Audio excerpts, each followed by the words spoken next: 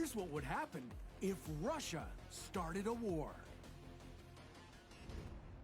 Russia already takes up 1/8 of all the inhabited land on the planet, and now it has its eyes on one of its European neighbors, Ukraine. Historically, Ukraine and Russia have been in conflicts before. Most recently, Russia annexed the Ukrainian peninsula Crimea, and then it backed a separatist rebellion in eastern Ukraine. Now, Russia doesn't want Ukraine cozying up to NATO.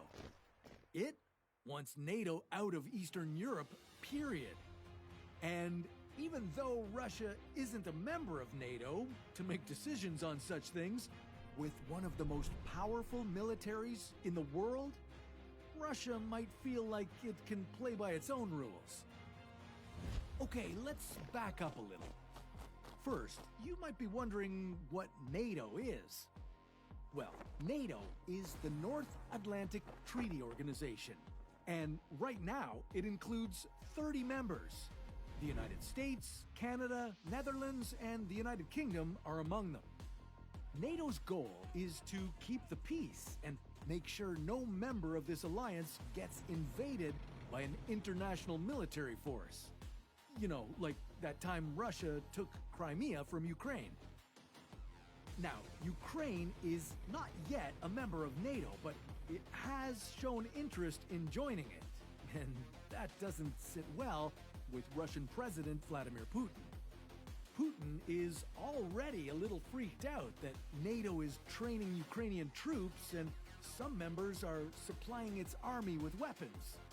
So he's decided to go about it with the good old method of persuasion. He's threatening to start a war. Now, with a defense budget of $42 billion, Russia puts a lot of love and money into its military. Russia's army counts 3.5 million recruits, and it has tanks, 13,000 of them. No other country in the world has this many. Russia also has 27,000 armored vehicles and ranks first in the world with its 4,465 artillery guns. And then there's also Russia's nukes to worry about. All 6,257 of them.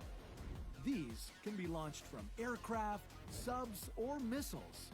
But if Russia decided to attack, chances are it wouldn't start on land. No, the first strike would likely come from the air. This could level electricity stations and bridges, obliterate rail lines, and cripple the economy of any country attacked. In addition to this, Russia's naval fleet is nearly unmatchable. Their nuclear-powered submarines alone, parked along a coastline, could pose enough of a threat to anyone thinking about taking them on. Depending who the targeted country is, of course. If Russia attacked Ukraine, NATO would likely respond with heavy economic sanctions.